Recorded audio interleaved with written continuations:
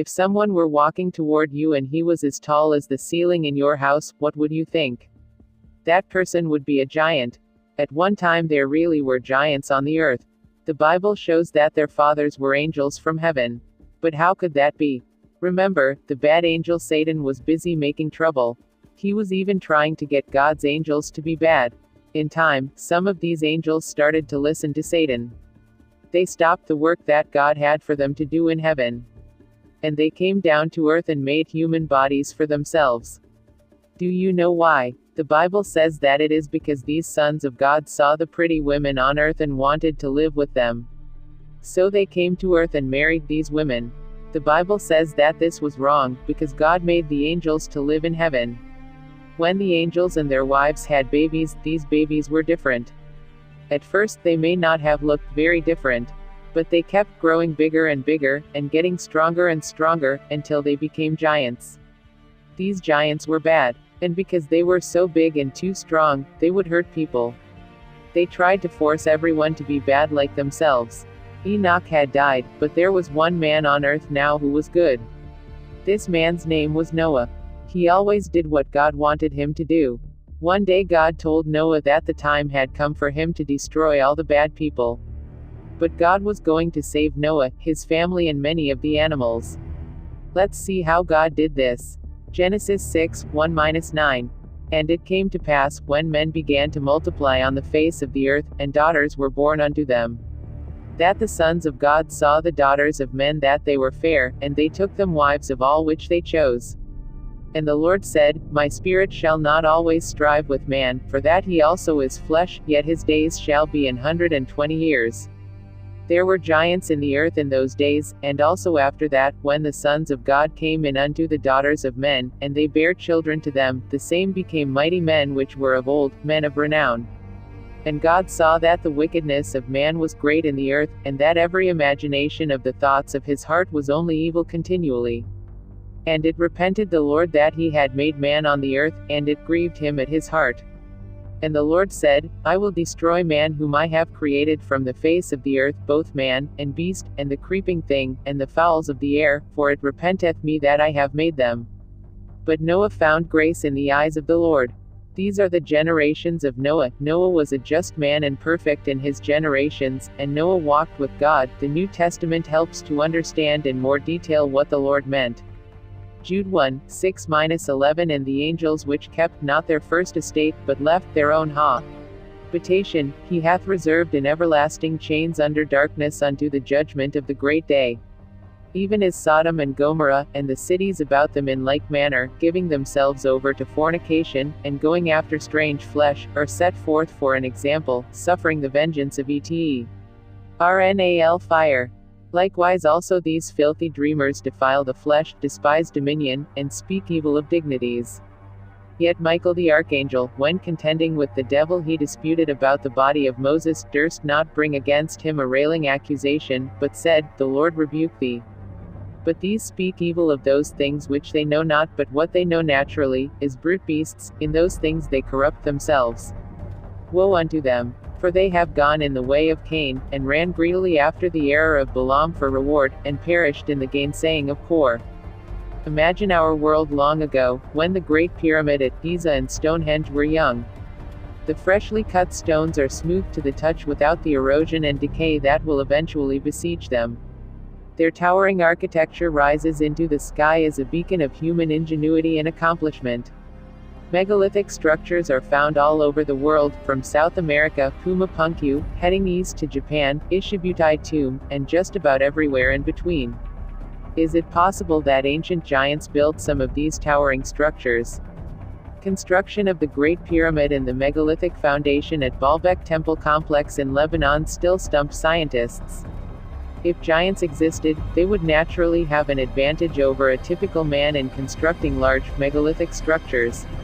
In 1901, in The World's History, a survey of man's record, Hans Ferdinand Helmholtz and James Bryce wrote, For the erection of these in their present position without the technical resources at the disposal of modern builders, human strength appears inadequate. In popular opinion, only giants see.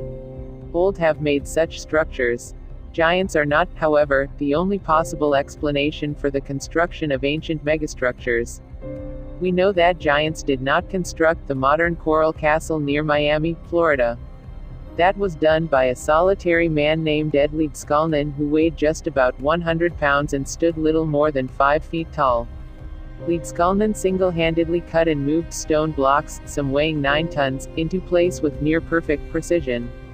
Unfortunately, when he died in 1953, he took his construction secrets to the grave with him. However, some of the ancient megalithic structures are far heavier and larger than Coral Castle. Ollantaytambo in Peru was an Incan military stronghold and outpost against the invading Spanish 500 years ago.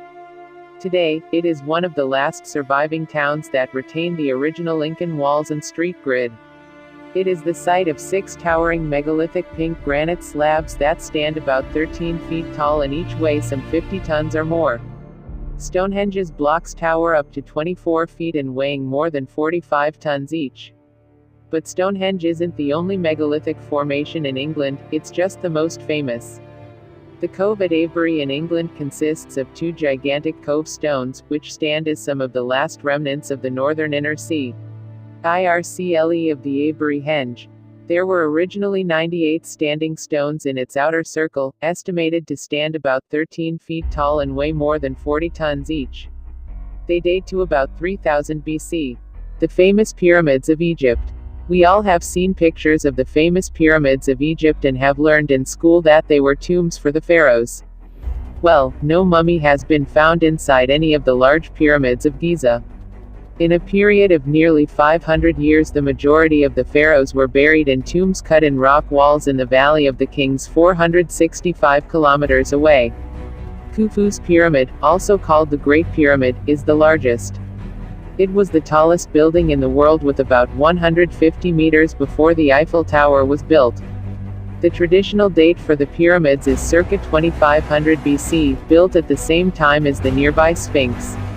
But geological analysis shows that the oldest portions of the Sphinx date back to at least circa 5.00 OBC. It may be considerably older still.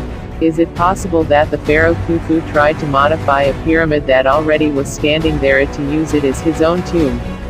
Did his son Khafre take on his father's idea and carve his face on an existing sphinx of a lion, since the face is considered to be that of him?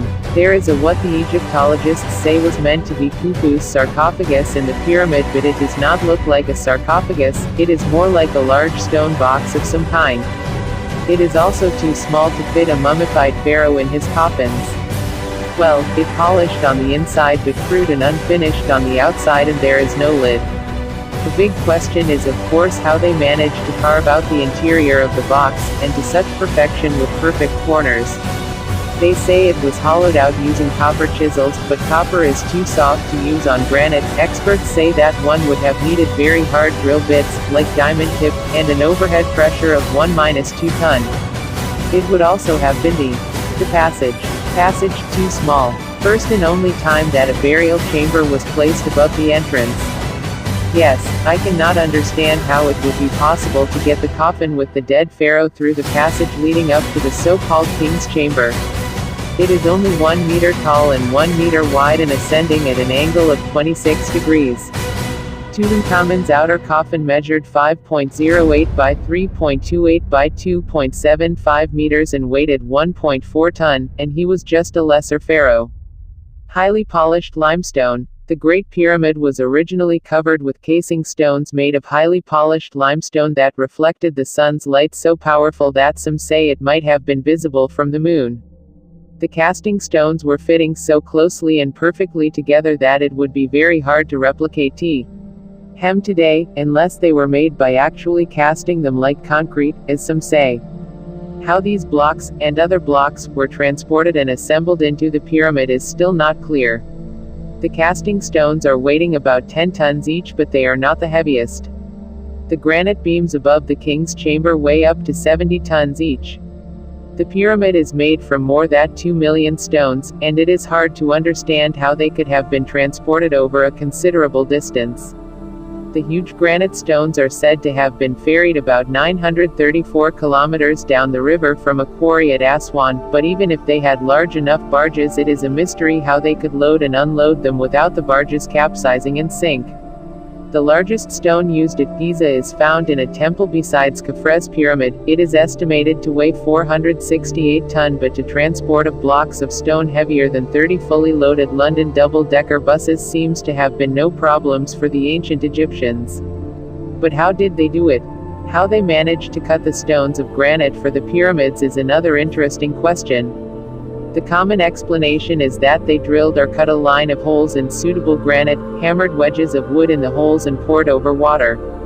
The wood expanded and split the stone. Easy peasy. At least one major problem, they only had copper tools. Copper drills or chisels are not fit for making holes in rock-hard granite. To cut granite today, the craftsmen are using saw blades with diamond-tipped teeth or so-called diamond wire, and even then it takes time to cut the stone and the diamonds have to be replaced every now and then. And the ancient Egyptians, or whoever it was, did not only make pyramids but also the famous Sphinx, plus huge obelisks in stone. The unfinished obelisk at Aswan measures 42 meters 120 feet, and would have weighed over 1,168 tons when completed. The colossal statue of the enthroned Ramses was 19 meters high and weighing around 1,000 tons, and the stone for this statue was transported 170 miles overland from Aswan to Thebes. Just to mention a few. But craftsmen of today will be more in awe over some of the smaller objects, like the jars and bowls in the museum in Cairo, made of basalt or granite. The jars are fully hollowed with narrow undercut flared openings, and some even have long necks. This kind of skill will raise the eyebrows of any machinist using modern equipment. To produce such a piece in clay would be very impressive. In granite it is incredible. Yes, it is safe to say that the techniques or machinery employed to produce these jars and bowls has yet to be replicated. There are holes drilled in pyramids and temples at Giza, presuming to hold doors in place. Not only are the holes drilled to perfection in granite and basalt, but some of the holes have even been enlarged in ancient times using a core drill. A core drill bit is usually made of a hollow steel tube, and for drilling in basalt or granite the end of the steel ring is studded with industry diamonds. To try to drill in such hard rock without such a modern tool would be an exercise in futility. Many of the artifacts found in Egypt were very finely gold-plated. Such gold plating is called electroplating and requires the use of electricity. The Italian chemist Luigi Brugnatelli invented electroplating in 1805 and performed electrodeposition of gold using the voltaic pile, discovered by his C.Olage Alessandro Volta in 1800. The English word, electricity, is from electricus, coined by the English scientist William Gilbert, who in 1600 made a careful study of electricity and magnetism. Uses for electricity began with the telegraph invented by Samuel Morse around 1840, to be followed by the telephone, radio and television. Thomas Edison added lighting in 1880, which was soon followed by electric motors and heating. On the walls of an ancient temple in Dendera north of Luxor there are several reliefs showing an object that looks like a kind of an electric lamp, a large oblong light bulb. An electrician engineer has managed to construct a working model, and some say that the ancient Egyptians would had to have some kind of artificial light inside the pyramids and tombs because there are no marks of soot on the walls. Well, there are soot on some walls and ceilings, but if the stones were stained long after the oldest pyramids were made is hard to tell. In the Cairo Museum there is a whole hall with ancient findings that has no explanatory signs, and the guides do not possess the information to what they might have been. A circular item made from flaky slate, a volcanic rock, looks like the part of a modern or even futuristic machine. Does it illustrate some kind of advanced propeller or turbofan, or what? Most scientists say that the Great Pyramid was made by Khufu, because they found his cartouched signature painted on a wall. Well, also the incredible jars and other items bear the signatures of pharaohs. But that does not necessarily mean that they made them. Might be they found everything standing there like in a deserted city. Pyramids, jars and the whole lot. That they just put their stamp on whatever they found to show that it belonged to them. Of course, they also could have modified a lot of what they found, like carving a face on a sphinx of a lion or trying to make a pyramid into a tomb. They might have remembered some of the techniques of the original builders, but obviously not well enough to have the same success. The Great Pyramid lies at the very center of the Earth's entire land mass and is said to be the most precisely oriented building on Earth to north, south, east and west. The platform to the pyramid is built on solid bedrock and in a perfect square. It is also leveled to an amazing accuracy. It is to within about 2 centimeters, 1 inch. What you cannot see with the naked eye is that the sides of the pyramid are slightly concave. The centers of the sides are indented with an extraordinary degree of precision. This is not visible from the ground but only from the air under very good lighting conditions. If you divide the circumference of the Great Pyramid by twice its height, the diameter of a circle is twice the radius. The result is 3.14159, which is pi. Pi and the golden ratio are supposedly to be found throughout the pyramid. There is a descending passage under the pyramid leading to a room measuring 27 feet wide by 56 feet long. The passage is aimed like a telescope at the northern polar region of the sky and deviates no more than a centimeter along its 28-meter length. Some say that also the air shafts in the pyramid are aligned towards certain stars in the northern and southern regions of the sky. Yes, even the positioning of the 3 pyramids of Giza are supposed to be aligned with the position of the 3 stars in the belt of Orion. So, if the pyramids not originally were meant to be tombs, what were they? Might be the name of the Great Pyramid can give us an answer. It was known as Akhet Khufu in ancient times, which can be translated 2 ways, the horizon of Khufu, or protector from the floods. There are several so-called boat pits at the Giza complex, at least 7 of them, might be 12. Just 2 of them have been examined and only 1 boat has been taken out for reconstruction. According to most Egyptologists, these boats are solar boats, in which the soul of the king symbolically traveled through the heavens with the sun god. But the question is why the pits contain the disassembled parts of real boats. The boat now on display was originally dismantled into 1,224 individual parts, and on top of the wood was a layer of mats and ropes. Also found inside the pit were many other items, such as 12 oars.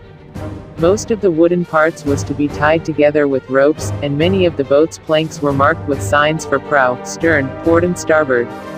The assembled boat is 43.3 meters, 142 feet, long and 5.9 meters wide with a displacement of 45 tons. Is it possible that the boats around the pyramids in fact were meant to be used?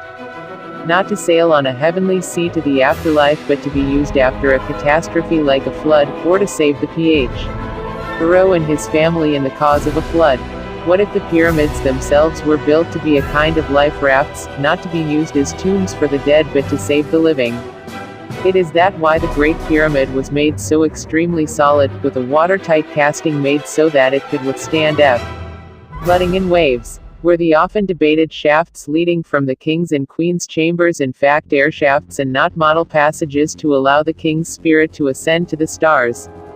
Did they go upwards at an angle of about 30 degrees to reach up to what the builders has estimated to be above sea water level from a flooding? There shall have been clearly visible watermarks on the limestone casting halfway up the sides of the pyramid before the stones were removed by the Arabs to build mosques and fortresses in nearby Cairo.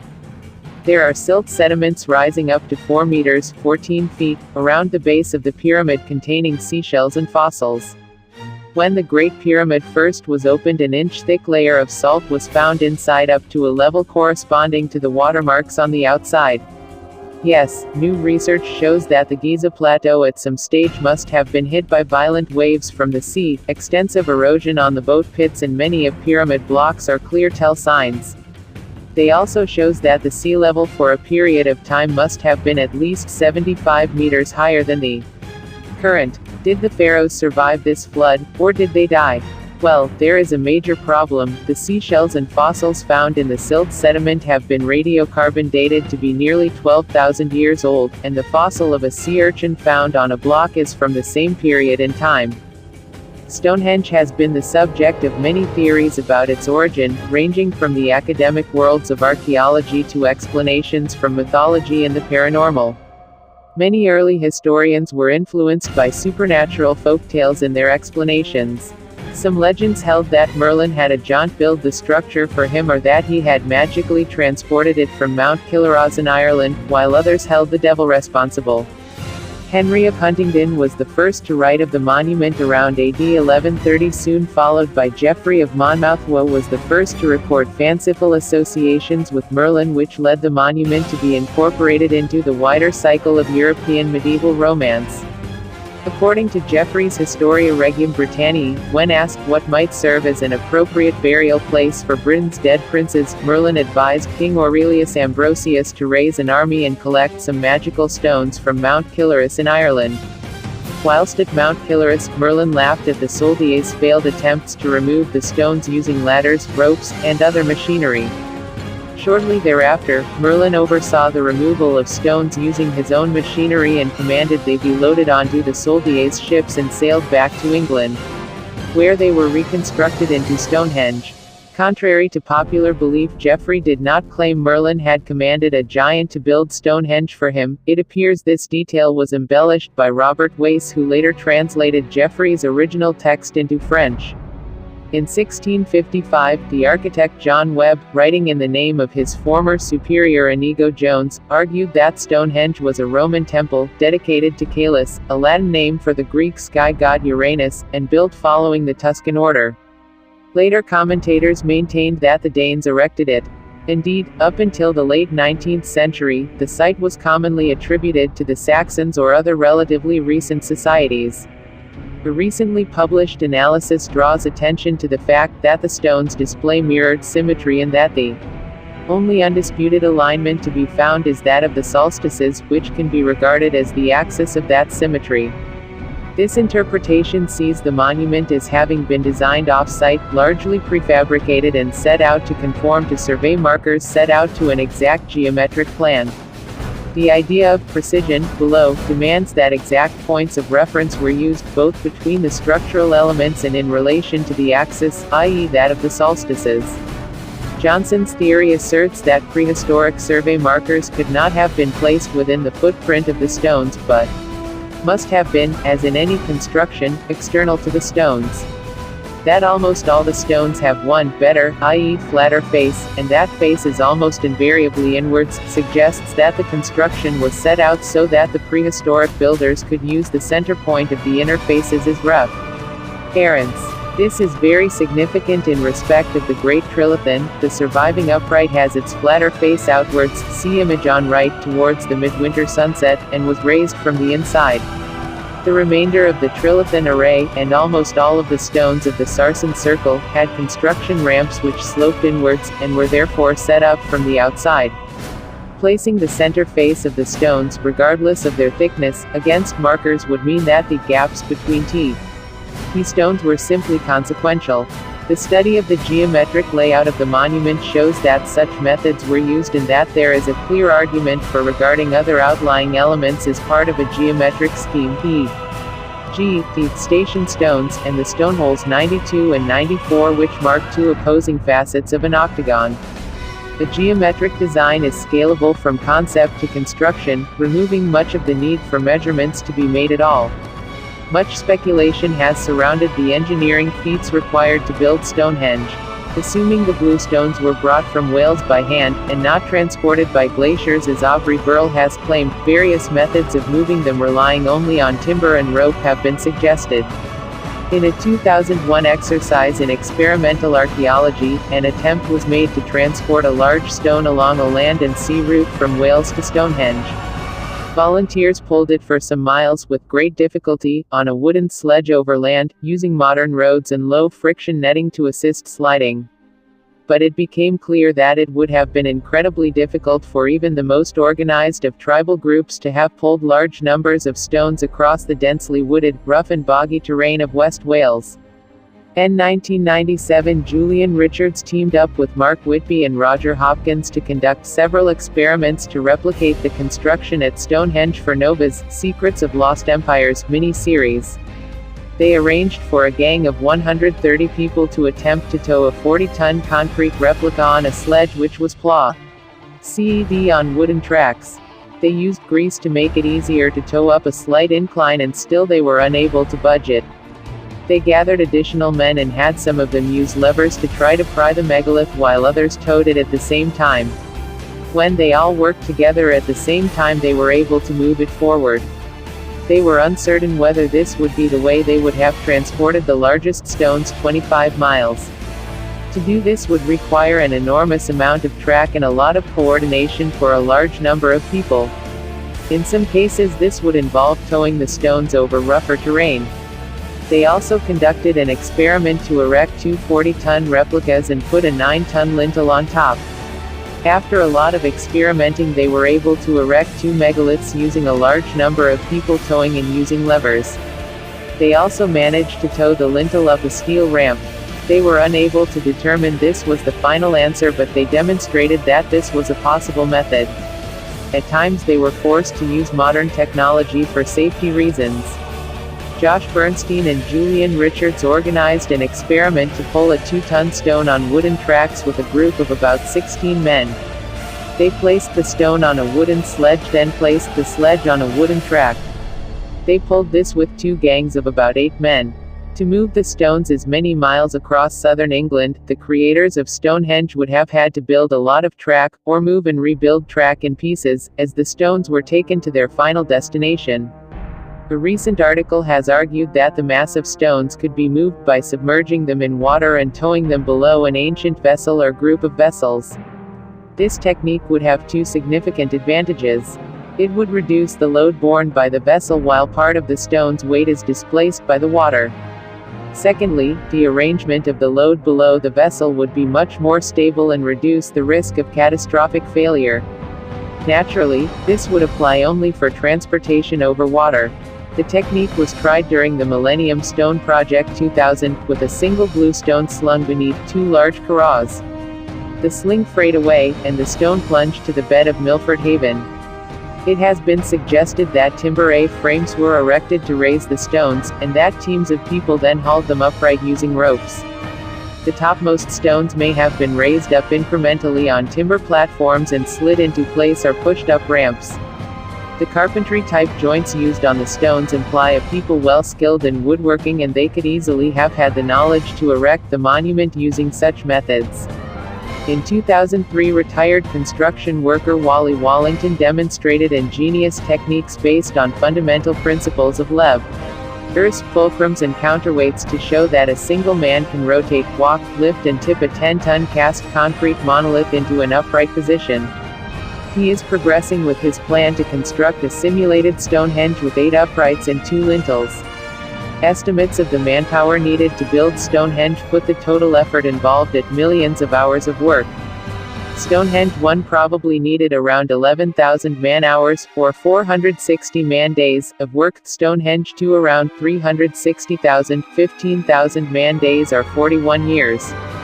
The various parts of Stonehenge may have involved up to 1.75 million hours, 73,000 days or 200 years, of work. The working of the stones is estimated to have required around 20 million hours, 830,000 days or 2,300 years, of work using the primitive tools available at the time. Certainly, the will to produce such a site must have been strong, and an advanced social organization would have been necessary to build and maintain it. However, Wally Wallington's work suggests that Stonehenge's construction may have required fewer man-hours than previously estimated. Note that the estimate of 20 million man-hours means that 10,000 men working on the site for 20 days each year, for 8 hours per day, could have completed it in 12.5 years. Some commentators have suggested that the stones may have been the core supporting framework for a larger wooden building with a roof. Images from the 2012 excavation of Easter Island's iconic statues reveal the renowned heads are not only connected to giant bodies, but the bodies are covered in mysterious designs and symbols, which researchers have likened to tattoos. With a study last week which claimed to have definitively worked out just how the Easter Islanders managed to lift the hats to the heads of the Moai statues, the next puzzle to solve is what exactly these body designs are all about. News.com.au reported that a previously unseen series of photographs show in fascinating detail the excavated bodies of the distinctive stone humanoids. Archaeologists were surprised to find that the stone bodies, shielded from environmental weathering beneath the soil, are decorated with ancient tails, whorls and crescents believed to be tattoos. Researchers say the crescent shapes might represent the canoes of local Polynesians, though this is just one theory. The Rapa Nui people who originally settled the island centuries ago who erected 887 amazing giant stone statues called moai. The moai have proved to be an enduring mystery with many lasting questions. How and why were they built? Were they purposefully buried, or did time bury the statues under silt? Why do some face away from the sea and towards the island? How were the heavy stones moved around the island? Why do some sport heavy red stone hats? Researchers hope to answer these questions and more with investigations. Director of the Easter Island Statue Project, Joanne Van Tilburg says, the reason people think they are only heads is there are about 150 statues buried up to the shoulders on the slope of a volcano, and these are the most famous, most beautiful and most photographed of all the Easter Island statues. This suggested to people who had not seen photos of other unearthed statues that they are heads only, reports Newsweek. B-side of Times. Initial excavations in 1914 revealed some of the bodies of the giant volcanic rock statues, which can weigh up to 88 tons and be up to 10 meters 33 feet tall. The hands of some of the statues can be seen to wrap around to the navel. Academics speculate the stylized figures represented ancestors are high-status tribal figures. It is theorized that the stone was quarried on the island, and next it was carved and decorated at the quarries, and then finally the statues were walked slowly across the islands to their final positions. Is Guardian protecting against disaster? Article. Jean-Michel Schwartz says in his 1975 book The Mysteries of Easter Island, that he believes the statues were not moved by wooden rollers or sleds but rather by using ropes around the statues which walked the statues in the same way as one might walk a refrigerator, by tilting it first to one side, shifting the airborne portion forward, and setting it down again. By this method, the statues would truly walk in a waddle fashion around the island. Later, a Czech mechanical engineer named Pavel recreated this method along with Thor Heyerdahl. With 20 other men, they tied ropes around a statue and leaned it from side to side while pulling it forward with the rope, a slight variation on Schwartz's method. The method worked, but was excruciatingly slow. It is an ingenious theory which takes into account the legends of the walking statues. Many people ask, why is Machu Picchu important? The citadel of Machu Picchu is considered the main tourist attraction in Peru and one of the most visited worldwide. Machu Picchu is a Quechua word that comes from Machu, that means old or ancient, and Picchu meaning mountain, therefore, Machu Picchu is translated as Old Mountain. Machu Picchu was open to the world since the arrival of the professor and anthropologist Hiram Bingham, who promoted the site processing the auspices of Yale University, the National Geographic Society and the Peruvian government in order to begin the study of the archaeological complex.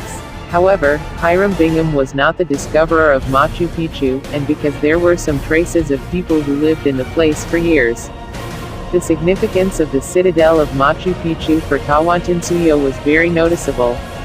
An excellent urban planning interconnected with other nearby sites to Machu Picchu became a point of reference.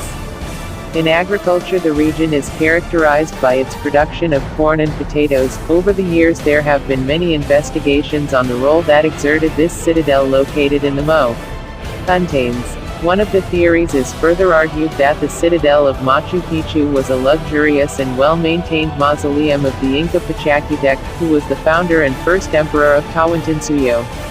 In the citadel of Machu Picchu lived no more than 200 to 300 people but of a high social rank. Most of these people had some sort of relationship with the Inca, they were descendants of the founder of Tawantinsuyo. In the citadel of Machu Picchu lived no more than 200 to 300 people but of a high social rank. Most of these people had some sort of relationship with the Inca, they were descendants of the founder of Tawantinsuyo. The citadel is important because it has a great archaeological value and a variety of ecosystems. Machu Picchu symbolizes the excellent technical skill and productivity of the Inca Empire in its apogee. Its location represents the former border of the empire. This vast domain was tied together by an estimated 40,000 kilometers of road. The citadel is a protected area due to the enormous natural and cultural attraction that it has. Machu Picchu is full of a mysterious nature which attracts many researchers and tourists. It is considered as the most amazing urban creation of the Inca Empire and one of the most important heritage sites in the world. It sits on top of a mountain, 2.430 meters in the tropical forest, offering spectacular scenery with significant endemic biodiversity of flora and fauna. The historic sanctuary of Machu Picchu is full of cultural significance. Its various sites, complexes, monuments and citadels are intertwined with each other and with their environment. This is a unique artistic achievement and also a masterpiece of architecture. Everything is sacred and cultural and is related to each other, including the natural environment in which it is built. The site is made up of precincts, plazas, temples, tombs, rooms for storing food, stone canals and stairways and platforms, distributed on the topography of the mountain in a unique worked and urban design. The terraces over 700 preserved land, promoted agriculture, and served as part of an extensive system of water distribution and limited retained water erosion on steep slopes. The monument was built in the 15th century, served simultaneously as a center of worship and astronomic observation, and is rest place of the royal family of the Inca Pachacutec. Currently, Machu Picchu holds the rank of being considered one of the 7 wonders of the world. This distinction promotes increased tourism in the area. Tourists of all nationalities travel to Peru with the intention of observing the Inca legacy and of course visiting Machu Picchu, which is also known as the Lost City of the Incas. Pumapunku is without a doubt one of the most mysterious places you can travel to in South America. Located in Bolivia, this ancient megalithic site has challenged archaeologists and researchers for decades, who have tried effortlessly to explain how this incredible ancient site was erected by man thousands of years ago, without the use of advanced technology and tools. Many people firmly believe that this isn't the case and that this ancient megalithic site was, in fact, built by an extremely sophisticated ancient civilization which inhabited the region in the distant past. Challenging mainstream views on history which state that advanced civilizations did not inhabit the area in the distant past. Many people firmly agree that the biggest mystery involving Pumapunku is how ancient mankind managed to transport these huge blocks of stone from core, i.e. within 8 miles. The greater question is how they managed to cut precisely and stack the megalithic stone after transportation. Engineers and constructors around the world today cannot answer nor replicate these achievements done by ancient mankind thousands of years ago. Another puzzling mystery at Pumapunku is the assembly of the walls, the famous H blocks of Bolivia. Each stone was finely cut to interlock with the surrounding stones and the blocks fit together like a puzzle, forming load-bearing joints without the use of mortar. The precision challenges today's engineering abilities and mainstream researchers firmly believe all of this was achieved without the use of advanced tools and sophisticated technology. However, the structures alone, and their elaborate design and precision points towards a sophisticated ancient civilization. Similar megalithic sites are found all over the planet from Asia, Mexico to Egypt. Is it possible that incredible ancient sites like Pumapunku, Tiwanaku, the pyramids of Giza, and Teotihuacan in Mexico were all built with the use of stone tools and without the wheel? What if ancient mankind used other technologies that are completely unknown to our society today? Would mainstream scholar accept that they were wrong? Would it be easy to rewrite history as we know it? Pumapunku is without a doubt one of the most mysterious places on this planet, and it is located near Tiwanaku, less than a quarter-mile northeast of Pumapunku. Scientists believe Tiwanaku was once the center of civilization with more than 40,000 inhabitants.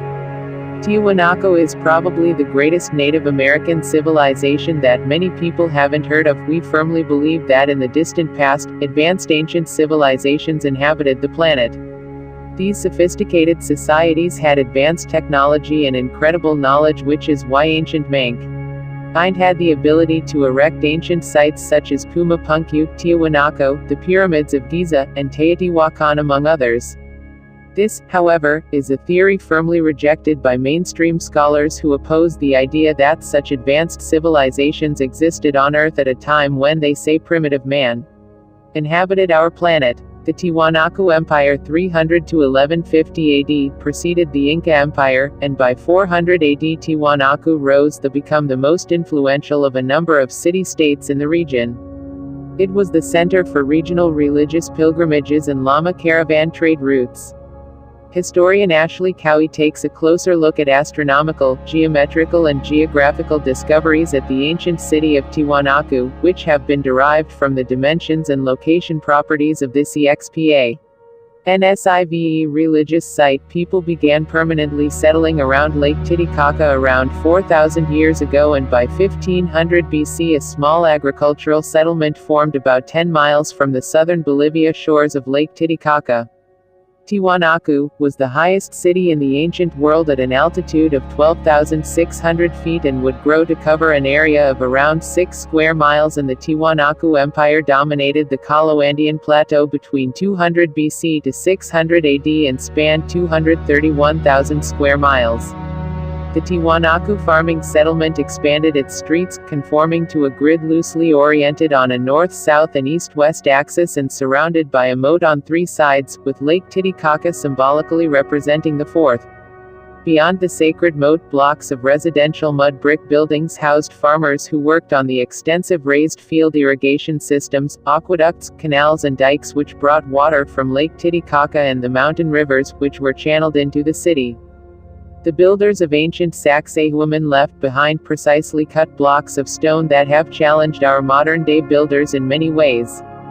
But in addition to their numerous achievements in engineering and architecture, there are certain parts of Sacsayhuaman which are indicative perhaps of a giant cataclysm that wrecked the entire area thousands of years ago. According to studies, experts believe that the Kilt culture built the older sections of the site approximately 1,000 years ago. What is an interesting fact here is that the Inca themselves believed the site was constructed by an earlier named race of people led by a mighty god, who descended from the skies. How our ancestors managed to cut, lift, transport and place into position stones that weigh hundreds of tons remains a profound archaeological mystery. How our ancestors managed to cut, lift, transport and place into position stones that weigh hundreds of tons remains a profound archaeological mystery. Did they have superhuman strength? Did giants exist back then? Or did they have lifting means that are unknown to modern-day humans? One fascinating rock found at Sacsayhuaman is that of the massive granite stairs that appear to run upside down. Many of the stones at Sacsayhuaman show evidence of being manipulated by unknown means thousands of years ago, yet NY ancient sites display evidence indicative of a giant cataclysmic that shook the region in the past. The gigantic rock with the upside-down stairs are one of the many pieces of a now-lost puzzle. What were the ancient builders of Sacsayhuaman? How did they manipulate with such ease granite, one of the hardest materials to work with? Today, many authors have come up with different theories trying to explain how ancient mankind managed to achieve the level of precision seen at many ancient sites like Sacsayhuaman. According to Vincent R. Lee, an author and explorer who has had the pleasure to travel to a number of ancient sites around the globe where ancient cultures managed to move, cut and place into position Hugger megaliths, the blocks of stone at Sacsayhuaman were put into place by extremely careful carving methods. However, the method used to match precisely the shape of a group of rocks adjacent to one another remains a mystery. Some researchers speculate that scribing or templating might have been involved. The huge megalithic pieces of stone would have been towed up a ramp and above the walls, where they were placed on top of a stack of logs. Eventually, the logs would be removed one at a time to lower the blocks of stone into place. But we could probably go on writing about the mysterious methods used by ancient cultures to create incredible ancient sites all day long. However, we are more interested in what happened to the stones after their construction. Similar evidence of catastrophic events can be found in many ancient sites, among them Puma Punku. Home. Unexplained. The mystery of the upside-down stones of Sacsayhuaman. 3 years ago. Unexplained. The mystery of the upside-down stones of Sacsayhuaman. By Ancient Code. 1.5 kVIEWS. 5. The builders of ancient Sacsayhuaman left behind precisely cut blocks of stone that have challenged our modern-day builders in many ways. But in addition to their numerous achievements in engineering and architecture, there are certain parts of Sacsayhuaman which are indicative perhaps of a giant cataclysm that wrecked the entire area thousands of years ago. According to studies, experts believe that the Kilt culture built the older sections of the site approximately 1,000 years ago. What is an interesting fact here is that the Inca themselves believed the site was constructed by an earlier unnamed race of people led by a mighty god, who descended from the skies. How our ancestors managed to cut, lift, transport and place into position stones that weigh hundreds of tons remains a profound archaeological mystery. Did they have superhuman strength? Did giants exist back then? Or did they have lifting means that are unknown to modern-day humans? One fascinating rock found at Sacsayhuaman is that of the massive granite stairs that appear to run upside down. Many of the stones at Sacsayhuaman show evidence of being manipulated by unknown means thousands of years ago, yet NY ancient sites display evidence indicative of a giant cataclysmic that shook the region in the past. The gigantic rock with the upside-down stairs are one of the many pieces of a now-lost puzzle. Who were the ancient builders of Sacsayhuaman? How did they manipulate with such ease granite, one of the hardest materials to work with? Today, many authors have come up with different theories trying to explain how ancient mankind managed to achieve the level of precision seen at many ancient sites like Sacsayhuaman. According to Vincent R. Lee, an author and explorer who has had the pleasure to travel to a number of ancient sites around the globe where ancient cultures managed to move, cut and place into position Hooghur megaliths, the blocks of stone at Sacsayhuaman were put into place by extremely careful carving methods. However, the method used to match precisely the shape of a group of rocks adjacent to one another remains a mystery. Some researchers speculate that scribing or templating might have been involved. The huge megalithic pieces of stone would have been towed up a ramp and above the walls where they were placed on top of a stack of logs. Eventually, the logs would be removed one at a time to lower the blocks of stone into place. But we could probably go on writing about the mysterious methods used by ancient cultures to create incredible ancient sites all day long. However, we are more interested in what happened to the stones after their construction. Similar evidence of catastrophic events can be found in many ancient sites, among them Puma Punku. While everyone talks about the fascinating precision of the builders of Puma Punku, who created this megalithic complex, and how they managed to transport megalithic stones weighing hundreds of tons, One has asked what happened to Puma Punku thousands of years ago that caused a mass displacement of the megalithic stones. Evidence of a mass displacement of stones is not only visible at Puma Punku but on many ancient sites like Sacsayhuaman and Tiahuanaco could have created so much energy to throw stones weighing hundreds of tons all around the place. However, according to local mythology, Puma Punku is directly related to heavenly deities and the time of the first creation.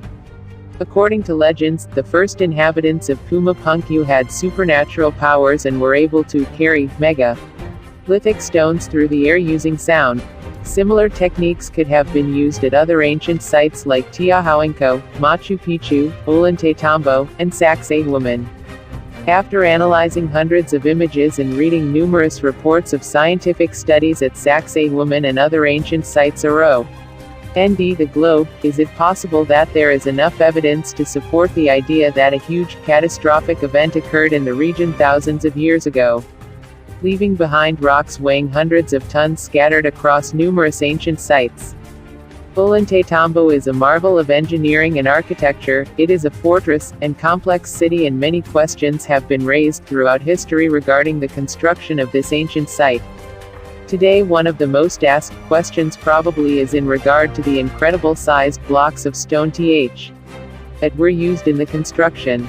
Some of these oversized rocks are found at the highest levels of Ollantaytambo, particularly 6 of these monoliths that are placed in a line. According to researchers, they were brought to Ollantaytambo from another mountain, across the plain, river, and then they air brought up the mountain. So how did they do that? How did the ancients manage to, first of all, cut these rocks out of the mountain, then transport them across the plains, bring these heavy stones across the river, and then bring them up and position them up the mountain? According to many archaeologists who have had the pleasure of examining these incredible ruins, the ancient builders of Ollantaytambo managed to accomplish these precision cuts and shapes with the use of rock and bronze tools. In my personal opinion, I find it hard to believe that stones that have almost perfect angles and in some cases are as smooth as glass were manipulated only with the use of said tools, because it is something that we today would have trouble recreating with our modern-day equipment. Engineers and logistic experts have said that to move some of the stone blocks from Ollantaytambo, and some of them weigh over 50 tons, we would need several power tools and different power vehicles. It is not that easy to bring up a stone block that weighs 50 tons up a mountain, and to think that his was accomplished without the aid of some sort of technology is just illogical. The one thing that is strange is that even though archaeologists say that bronze and stone tools were used to shape these rocks, no evidence of said tools has been found yet at the site, so the question still remains. How was this accomplished? What is even a bigger mystery is the way the ancient builders at Ollantaytambo managed to put together all of these rocks after cutting, transporting and shaping them. The stones at Ollantaytambo are so perfectly put in place that you cannot insert a piece of paper in BETW. In them, they are locked into place in a way that justifies all logical explanation. It is simply amazing how they managed to do this. When you look closer at the stone placement at Ollantaytambo, the stones seem to be put in place by some kind of extreme heat source that was able to soften the stones and then allow them to adjust and fit perfectly into place. Another interesting find lay on the bottom from where these rocks were cut out of. We find these strange but precise crisscross pattern.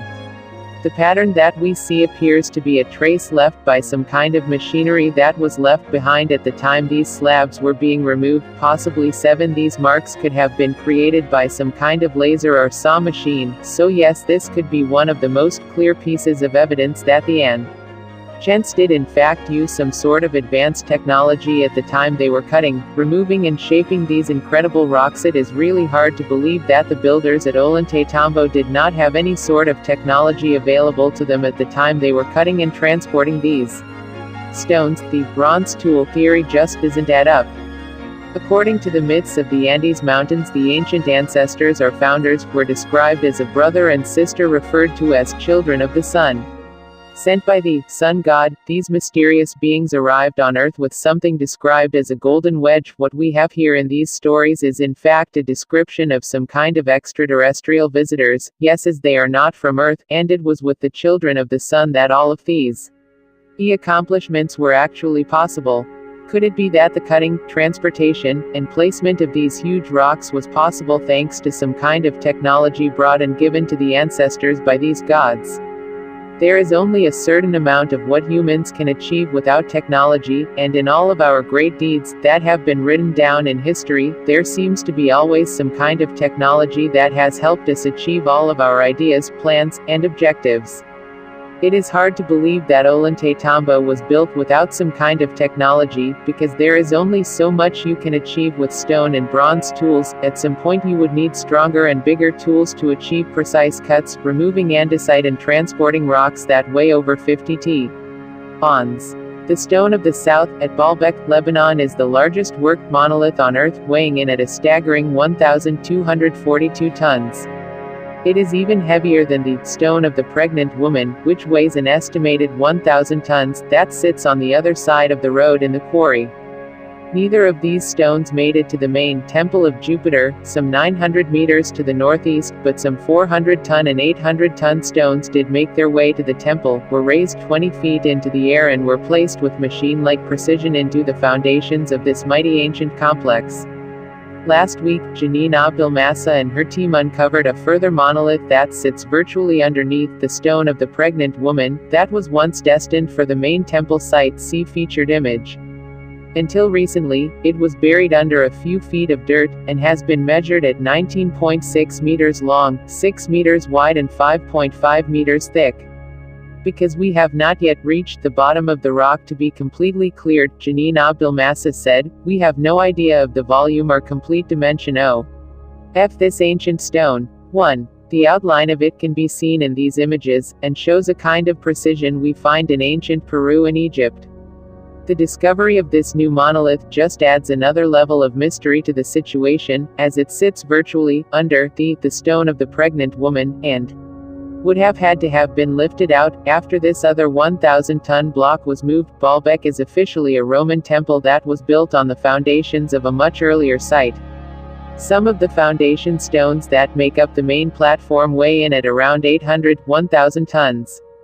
However, the true origins of this site are shrouded in mystery, but it is known that the Romans called it Heliopolis, with its namesake in Egypt, that interestingly is connected to it geodetically. See comment below.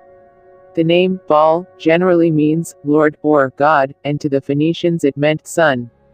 The site sits upon a tell, or occupational mound 1,150 meters above sea level, and has been inhabited since the early Bronze Age 2900–2300 BC, with continuous occupation. Scholars and independent researchers argue that it could have been constructed by the Phoenicians, who were known in the Bible as the Canaanites, the people of Canaan too. It also refers to this area as being inhabited by giants. Also in the Bible, Baalbek appears under the name Baalath, a town fortified by Israel's King Solomon, c. 970 BC, 3, confirming both its sanctity to Baal at this early date, and its apparent strategic importance on the road to Damascus. For it certainly does appear to have been built by giants, when trying to work out how some of these stones could have been moved into place. The western wall of the Temple of Jupiter contains some of these immense blocks that make up the trilithon, at least 20 feet above ground level, so how could they have got them from the quarry to the main site, and then placed them so accurately? The Temple of Jupiter, Baalbek. In 1977, Jean-Pierre Adam made a study suggesting the large blocks could have been moved on rollers with machines using capstans and pulley blocks, a process which he suggests could use 512 workers to move a 557-ton block, almost half as heavy as the trilithon blocks, 6. However, this does not explain how they were then lifted into place. Other estimates say that it would take 40,000 men to move them up to the main temple. There still seems to be a healthy debate about this, so it's understandable that giants, occult power and even ancient aliens have been credited with such an achievement.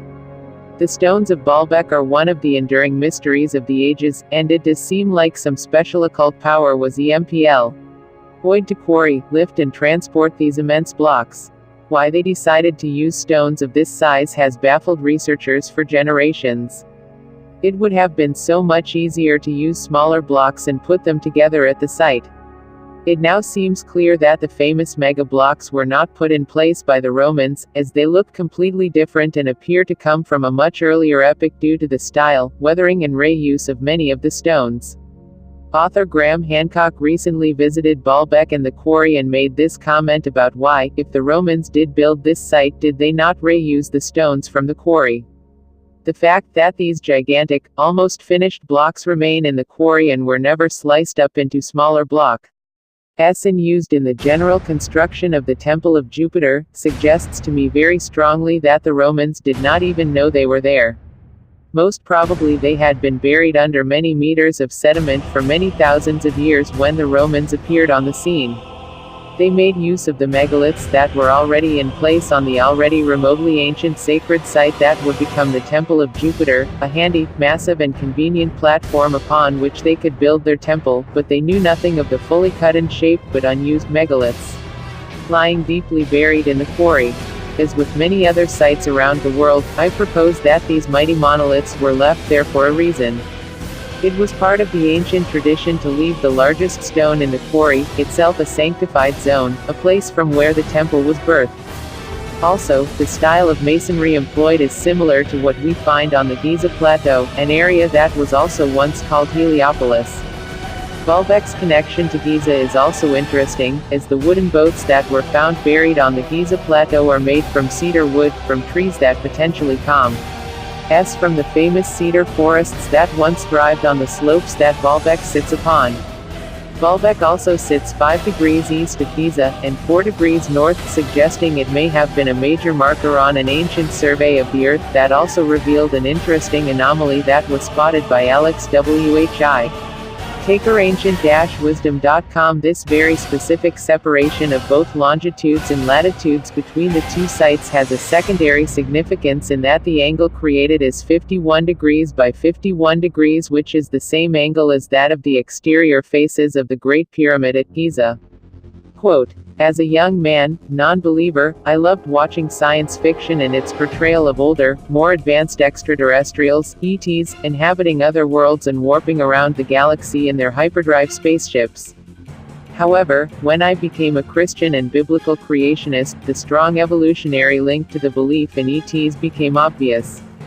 Then there was the claim that millions of people, including many Christians, have seen strange objects manifest in the sky, and others even claim to have been abducted by aliens. Besides the fact that interstellar travel is impossible as the basic laws of physics that govern our universe would have to be violated, I already knew enough to know that these experiences could not all be dismissed as wishful thinking or psychological delusions. In short, something was really happening to these people. So, I undertook specialist research into what is called the UFO phenomenon, which led to my Amazon top 50 best-selling book Alien Intrusion, UFOs and the Evolution Connection, and dozens of further articles on creation. Innocuous field of study. It was necessary for me to attend UFO conferences where I witnessed firsthand people in trance-like states claiming to be channeling messages from aliens. I discovered deliberate and insidious attempts by dark spiritual forces to deceive mankind. Just like people who were converted to Christianity, these experiencers were having life-changing experiences that altered their perception of the universe and their place in it. Of course, most non-Christians would say that I was constrained by my Christian worldview to interpret events in such a way. Many have said that Alien Intrusion, UFOs and the Evolution Connection is not really a Christian book in the sense that it is a serious, close look at the UFO events that have shaped the mainstream school of thought about the UFO phenomenon. It revealed that there are massive inconsistencies in the idea that alleged wiser and benevolent ETs are coming from a galaxy far, far away, and are overseeing human evolution, a common theme. The book was really a collation of secular research, using the hostile witness approach to support the above conclusion, i.e. it wasn't just little Joe Christian here saying, "Believe me." For example, paranormal and UFO researcher John Keel, deceased, cited later, who is probably best known as the author of the book The Mothman Prophecies, later made into a movie starring Richard Gere, said, "The UFOs do not seem to exist as tangible, manufactured objects. They do not conform to the natural laws of our environment. They seem to be nothing more than transmogrifications tailoring themselves to our abilities to understand. The thousands of contacts with the entities indicate that they are liars and put on artists. The UFO manifestations seem to be, by and large, merely minor variations of the age-old demonological phenomenon." One of the most famous UFO researchers, and UFO authors, of all time is PhD scientist Dr. Jacques Vallée. It was the research of both Vallée and Dr. J. Allen Hynek, former U.S. government researcher into UFOs, that inspired Hollywood director Steven Spielberg to make the classic movie Close Encounters of the Third Kind. Indeed, the lead UFO researcher in the movie was a Frenchman and was actually based upon Dr. Vallée. As far back as 1977, he wrote, "Vallée and even Keel showed that ETs were actually nothing of the sort and that it was some kind of psychic force that would alter its appearance, depending upon its audience's ability to understand. In the past they were elves, fairies and even spirit beings manifesting themselves to third-world cultures. However, to the true believer, who really desires there to be benevolent aliens visiting us from different star systems, then perhaps they are interdimensional and not really from our own physical universe." Speculative ideas about the evolution of the cosmos such as string theory and multiverse have only accelerated this idea. In fact, Dr. Vallée became disenchanted somewhat with modern ufology, believing that it had been hijacked by a religious group of New Agers and that serious research had suffered as a result. I agree, in concluding that the phenomenon has psychic, spiritual aspects. Both Dr. Vallée and I might have a new, modern and surprising, ally to our beliefs about the deceptive nature of ETs. One of the most famous of the current crop of ufologists is Nick Redfern, a British-born author and UFO investigator and conspiracy theorist who has been an advocate of the Disclosure Project for many years. He has written 13 books and numerous articles for various publications, and is a regular guest on the History Channel shows such as UFO Hunters. In an online article he recently wrote, "My views on the nature of the UFO phenomenon have radically changed over the years. Back when I was in my 20s, I was of the opinion that UFOs, the truly unknown ones, were extraterrestrial. As I slid into my 30s, however, my thoughts slowly began to change, something which also happened for a few friends of mine in the field too. And as many people will also know, my views today are far closer to those suggested by John Keel. Namely, that we're dealing with something that coexists with us and which masquerades as ET. It's not enough for me to say, my views have changed. There are the reasons why my mind has altered since my early 30s, or thereabouts. And there are several reasons, rather than just one. There's the nature of the entities themselves. They practically overemphasize who, or what they claim to be. We only have to take a careful look at such cases to see that these incidents are clearly stage managed. It's a game, a scenario that has everything to do with trying to emphasize the ET meme. Of course, they could easily avoid us. But here's the deal, they want to be seen. It's not an accident. It's carefully planned, and it's designed to plant an image of ET scientists in the minds of the witnesses. His thoughts are almost so identical to my book that my heart races as I read his views. He is so close to the truth. I had always highlighted the inconsistency that our alien creators couldn't get their stories straight about where they were from. Once they were from planets in our own solar system, but we've visited those planets and shown them to be liars. Now they come from distant star systems where we cannot test their claims. In short, they can't all be our creators and therefore they cannot all be correct. Redfern now sees it too. It's much the same with the way in which, in both contactee and abductee cases, the aliens aren't just keen to tell you which planet, star system, or galaxy they're from. They're more than a bit too keen to do so. Once it was Venus and Mars. Then, it was Zeta Reticuli. Or is it the Pleiades? The problem is not so much where they claim to come from. Rather, it's their eager insistence on letting us know where they're from, and time and again. There's another issue, too. Over the decades, we have allegedly been visited by long-haired space brothers, stacked space babes, black-eyed and large-headed dwarfs, bipedal reptiles, praying mantis-type creatures, and well, the list goes on and on. But they all seem perfectly comfortable with the Earth's gravity, temperature, oxygen levels, etc. Doesn't that strike you as a bit odd? Ufologist Nick Redfern. The last point about being compatible with Earth's atmosphere was another inconsistency that I'd highlighted. He continues to reinforce my own findings. They're not at all unlike multiple accounts that one can find in numerous religions. In fact, they're near identical. Lives are radically changed, and people find themselves on new paths. Gods, angels, demons, the little people, and, today, aliens, it's all one and the same. A force that we presently don't understand and which impacts upon us, and manifests before us, in a fashion that is relevant to the people of the particular era in question. But, I can say for sure that, every year, my views that we are dealing with something much stranger than ET grow stronger. The main reason, the phenomenon works too hard to come across as alien. As McKenna said, we are part of a symbiotic relationship with something which disguises itself as an extraterrestrial invasion so as not to alarm us.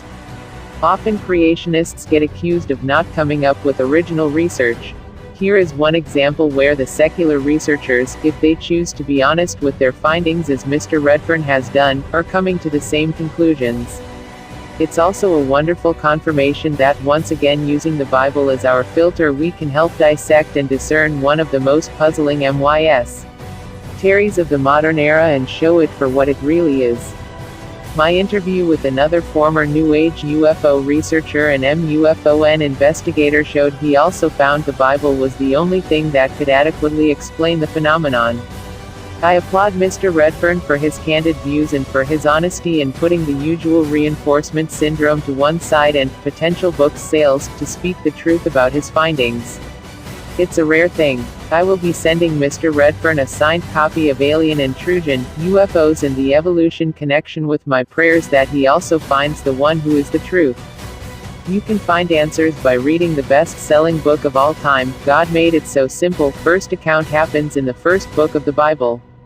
Genesis 6:1-12 And it came to pass, when men began to multiply on the face of the earth, and daughters were born unto them, that the sons of God saw the daughters of men that they were fair, and they took them wives of all which they chose. And the Lord said, My spirit shall not always strive with man, for that he also is flesh, yet his days shall be 120 years. There were giants in the earth in those days, and also after that, when the sons of God came in unto the daughters of men, and they bare children to them, the same became mighty men which were of old, men of renown. And God saw that the wickedness of man was great in the earth, and that every imagination of the thoughts of his heart was only evil continually. And it repented the Lord that he had made man on the earth, and it grieved him at his heart. And the Lord said, I will destroy man whom I have created from the face of the earth, both man, and beast, and the creeping thing, and the fowls of the air, for it repenteth me that I have made them.